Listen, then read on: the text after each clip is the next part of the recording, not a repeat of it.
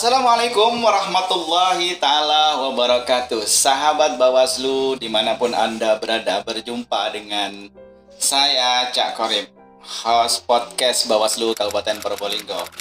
Podcast ini adalah merupakan podcast perdana dari program Bawaslu Kabupaten Probolinggo untuk Anda. Dan ini adalah merupakan amanah Bawaslu untuk menjalankan Undang-Undang Nomor 7 2017, terutama dalam pengembangan pengawasan partisipatif terhadap masyarakat. Podcast Bawaslu Kabupaten Probolinggo kali ini menghadirkan sosok yang luar biasa, dan ini adalah merupakan tokoh, ya, anggap sebagai tokoh muda di Kabupaten Probolinggo. Beliau seorang jurnalis, seorang YouTuber Kabupaten Probolinggo. Kenapa kami undang ke sini? Karena beliau dulu pernah mendapatkan apresiasi penghargaan dari Bawaslu Kabupaten Probolinggo sekitar bulan Oktober 2019 karena telah banyak memberitakan tentang pengawasan Bawaslu di masa pemilu 2019. Siapakah beliau? Mari kita undang beliau. Mas Saifullah. Assalamualaikum warahmatullahi wabarakatuh. Waalaikumsalam, Pak Ketua Bawaslu Kabupaten Probolinggo. Alhamdulillah. Keadaan sehat walafiat ya hari ini ya. Di tengah pandemi ini masih bisa diberi kesehatan yang luar biasa. Mantap, alhamdulillah. Berbicara tentang podcast Bawaslu Kabupaten Probolinggo, kenapa Mas Saifullah kami undang pertama kali, perdana ya. Siap. Karena ini kami melihat bahwa hubungan antara Bawaslu dengan pihak media, ya, media itu luar biasa. Bawaslu tanpa media bukan apa-apa, ya, karena kami saling membantu dalam rangka menyiarkan, menginformasikan tentang kebawasluan, menyiarkan tentang peraturan Bawaslu, tentang bagaimana pelanggaran itu harus tidak dilanggar gitu, maka perlu peran media. Oleh karena itu, karena pertama kali media harus kami undang. Baik sahabat Bawaslu, sebelum kita mengorek-ngorek tentang apa sih hubungannya Bawaslu dengan media ini, kami perlu tahu dulu profil dari seorang narasumber kita kali ini. Mas Saiful, Mas Saiful adalah seorang jurnalis yang masih muda, tetapi sudah mempunyai track record yang luar biasa. Insya Allah. Saya ingin tahu gitu Mas Saiful, track record Mas Saiful ini di media, mau nggak diceritakan? Siap. Terima kasih Pak Ketua Bawaslu Kabupaten Probolinggo sudah memberikan waktu kepada saya pribadi. Ini katanya masih perdana, tapi kebetulan kalau kata saya ini belum perdana, tapi ini pertama, dan insya Allah selamanya akan berkomunikasi dan bersinergi untuk Bawaslu Kabupaten Probolinggo dalam dunia pemberitaan itu. Sebelumnya saya itu di dunia jurnalis semenjak tahun 2009, di mana waktu itu saya masih muda dan ganteng waktu itu. Ya. Sudah berubah ya ganteng. Masih tetap ganteng. Ya. Masih ganteng waktu itu, dan kebetulan masih single parent. Dalam artian ya tidak punya bidadari, tapi alhamdulillah sekarang sudah mempunyai satu bidadari dan dua anak. Dua orang. Dua orang. Ya, Siap. dua orang. Ya. Kemudian saya terjun di dunia jurnalis tahun 2009, yaitu masih di media lokal hanya seputar Probolinggo, dan itu kebetulan milik salah satu perusahaan atau pecahan dari perusahaan media Probolinggo Pasuruan pada waktu itu yang bernama Koran Bermopos gitu. Kemudian tahun 2010 saya ditarik ke media memorandum, di mana media memorandum itu merupakan media kriminal yang menguasai di Jawa Timuran. Artinya pihak kepolisian sering berkomunikasi dengan saya terus dan segala macam. Kemudian tahun 2011 alhamdulillah saya diterima di media Detikcom. Kemudian pada tahun 2014 saya mengisi di Warta Bromo. Kemudian tahun 2016-an di berita Metro. Kemudian berlanjut hingga 2019 di kantor berita politik Ermol atau Republik Merdeka Online gitu. Akan tapi saya itu sebelum di Ermol sudah pernah mengisi juga di Madu TV, punyanya warga media televisi. Ya, media televisi. Iya. Artinya apa ya? Tidak harus fokus kepada satu pekerjaan, namun di sanalah ketika mendapatkan peluang kita langsung masuk dan kita juga sama-sama belajar. Jujur, hingga meskipun saya sudah berdiri di dunia media semenjak 11 tahun, hingga detik ini saya masih tetap belajar. Sudah 11 tahun, 11 tahun masih tetap belajar. Biasa. Dan itu bukan hanya di media online saja, tapi juga masuk di media televisi. Iya, luar media biasa. televisi. Masih track recordnya ternyata memang benar-benar luar biasa. Dan pada tahun 2019 bulan Oktober tepatnya, pada waktu itu Mas Saifullah mendapatkan penghargaan dari Bawaslu Kabupaten Probolinggo karena membantu Bawaslu Kabupaten Probolinggo menyiarkan atau memberitakan tentang pengawasan Bawaslu Kabupaten Probolinggo sehingga masyarakat bisa mengetahui apa itu Bawaslu. Nah, masih terkait dengan penghargaan ini, apa yang dirasakan waktu itu, Basif?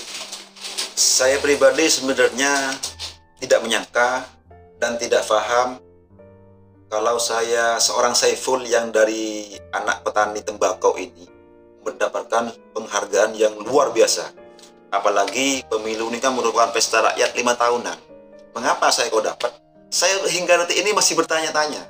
Meskipun Bawaslu sudah memberikan, tapi saya pribadi ini masih bertanya-tanya apa sih yang didapat saya ini, seakan-akan tidak percaya begitu. Ini apa ya, merupakan sebuah anugerah yang luar biasa bagi saya begitu ya, karena itu kan gini Mas ya, Bawaslu tidak hanya sekedar memberikan penghargaan kepada salah satu media, tetapi memang faktanya waktu itu Masif sebagai jurnalis memang berdasarkan penilaian pimpinan itu memang terbanyak memberitakan dan membantu bagaimana Bawaslu melakukan sosialisasi begitu. Ini kita bisa lihat dari bukti-buktinya di sini, sahabat Bawaslu. Ini memang ada beberapa media yang kita kasih informasi, kasih apresiasi maksudnya.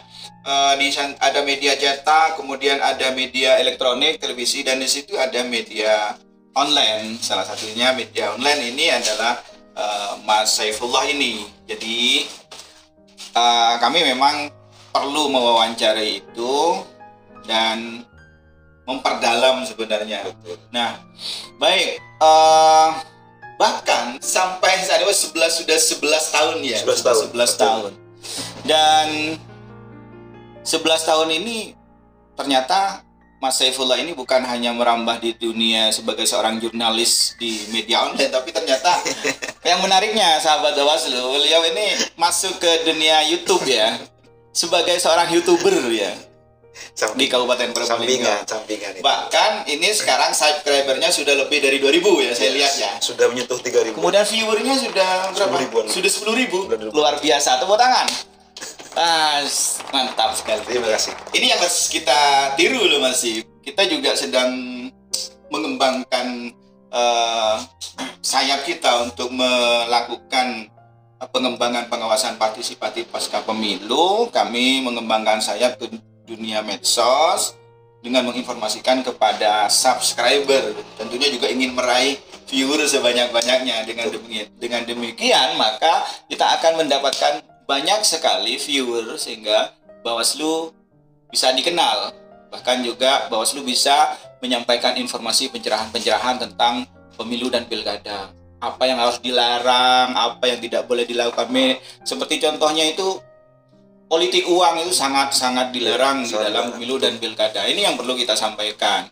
Nah, kembali lagi ke Mas Sip tentang YouTuber. Sebagai seorang YouTuber nih, ceritanya gimana ini kok bisa gitu ya? Sebenarnya ya, terima kasih Pak Ketua. Sebenarnya dunia YouTuber itu kan merupakan dunia kemajuan, dan pada saat ini dari usia 10 tahun ya, dari usia 10 tahun bisa jadi usia 6 tahun dan usia 5 tahun itu sudah megang HP sebenarnya. Nah, di sanalah saya masuk untuk membuat konten-konten YouTube apa, terus dari jelajah wisata, terus kemudian bergandeng dengan komunitas ya, komunitas pamong kebudayaan Kota Probolinggo, terus gandeng dengan komunitas Minion, terus ya banyak segala macam. Bahkan yang aneh nih, jujur, ketika saya ngupload sebuah jelajah misteri, ada jelajah misteri. Jelajah misteri ini masih apa ya, di Probolinggo ini masih jarang ditemukan. Iya.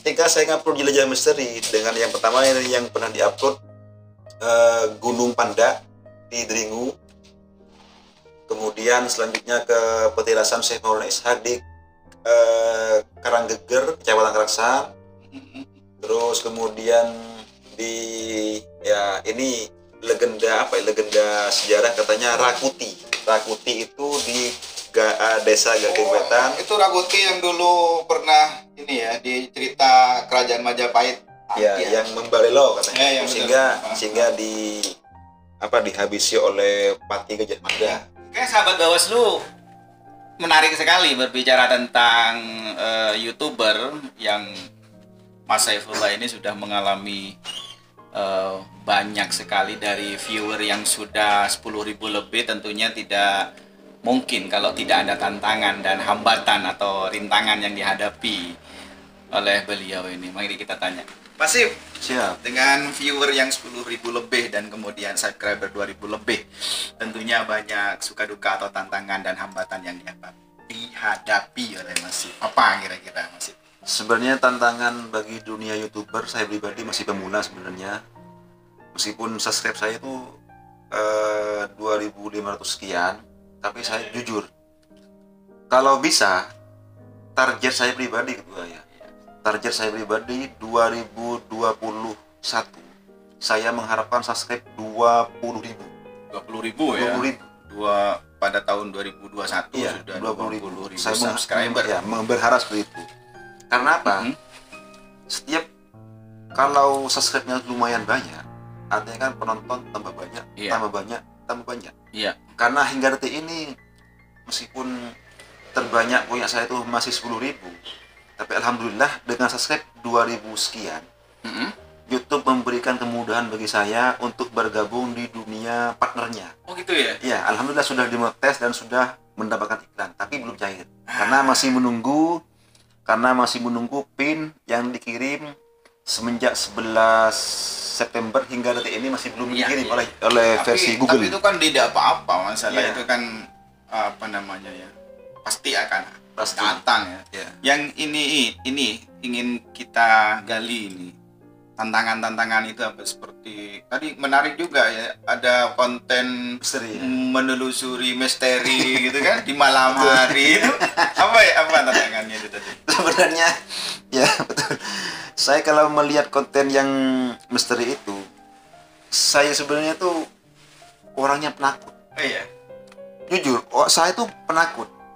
Mengapa demikian? Ini demi sebuah konten. Ini memburu viewer. Ini memburu viewer, ini memburu konten, sehingga terjadilah kontak batin. Kontak batin, bagaimana caranya supaya saya Saiful yang penakut akan dunia seperti itu lawan. Ketika menjelajah pertama kali, jantung ini terasa deg-degan. Bener, jantung terasa deg-degan, khawatir, takut ada apa-apa. Tapi kenyataannya setelah kita menelusuri, cuma satu yang dikhawatirkan. Apa itu, Mas? Takut ada ular. Oh iya. Kalau sampai ada ular menggigit kita, karena ular itu kan dunia nyata, bukan fakta itu ya, nyata. Dunia nyata. Mematok kaki kita, betis kita, bis Betul. kita kan begitu ya. Betul. Itu yang sangat saya khawatirkan.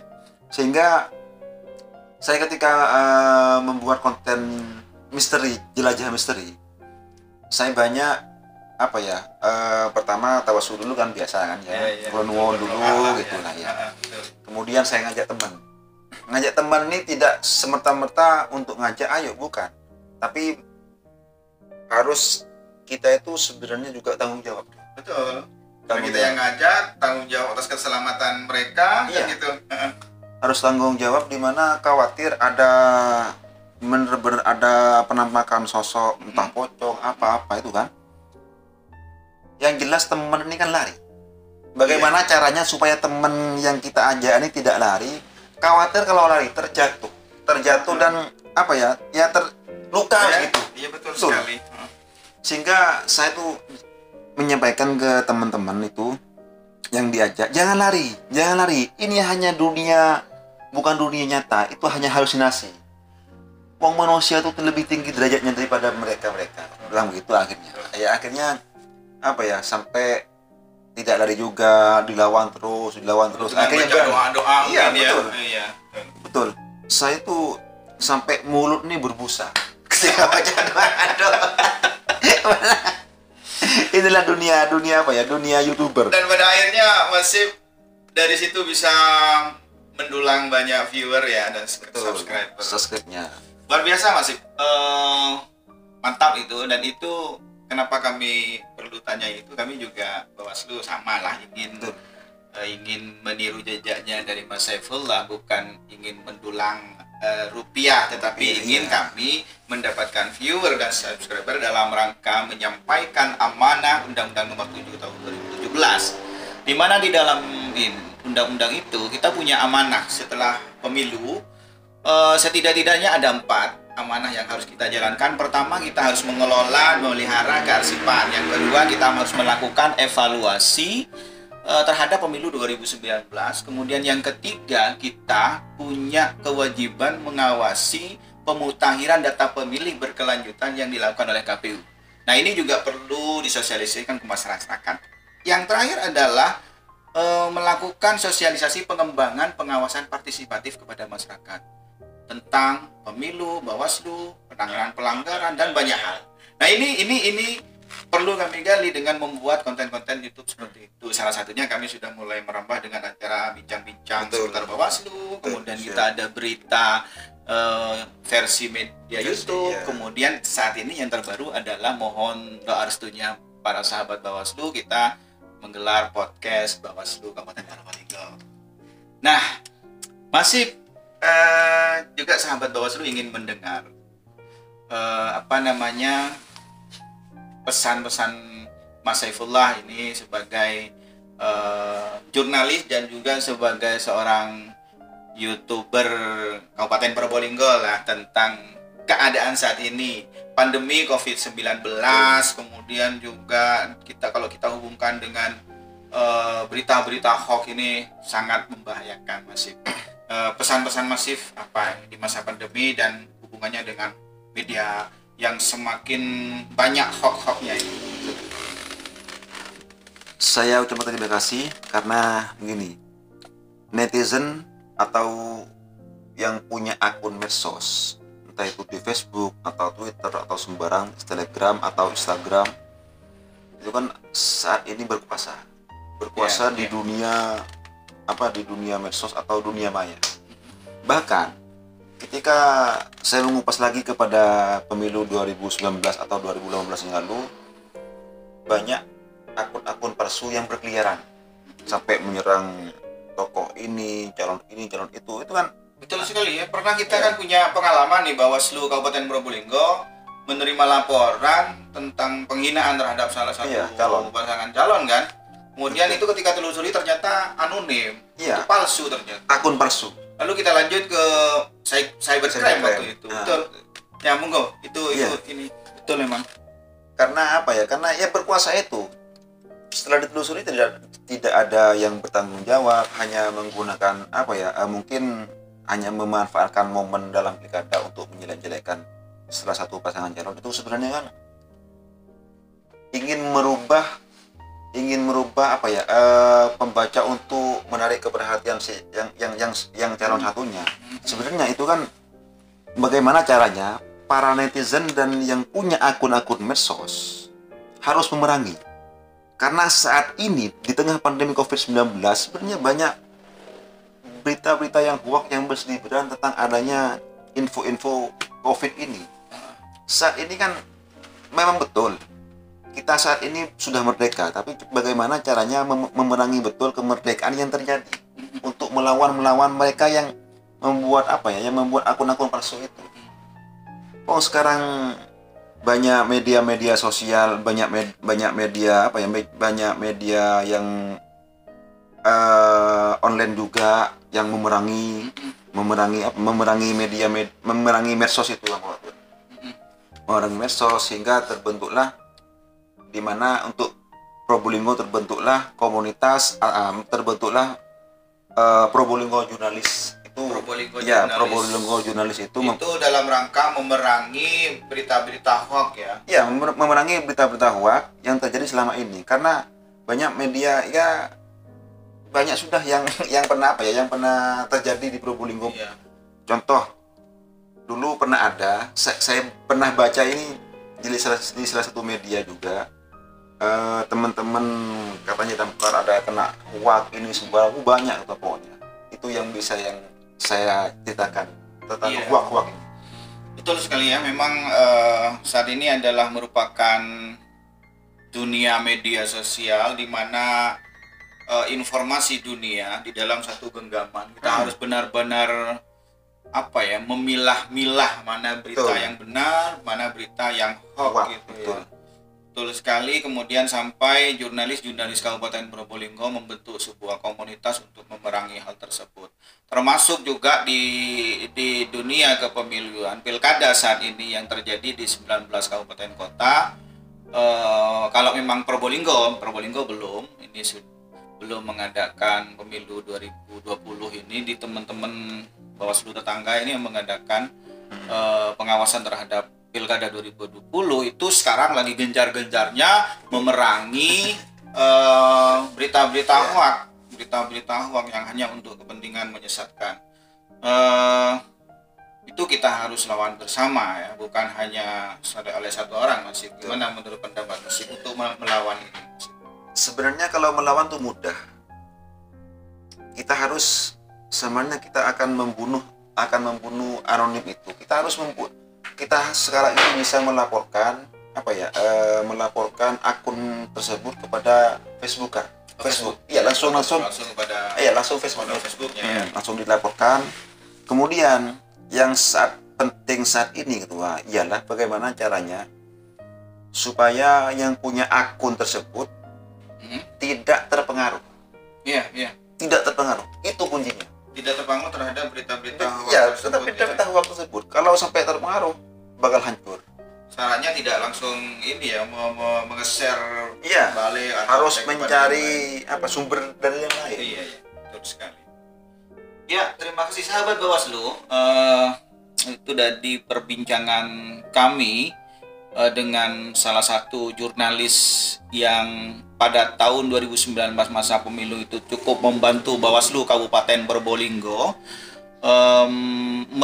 terus menulis setiap hari terkait dengan pengawasan penindakan Bawaslu di masa pemilu tahun 2019 tersebut.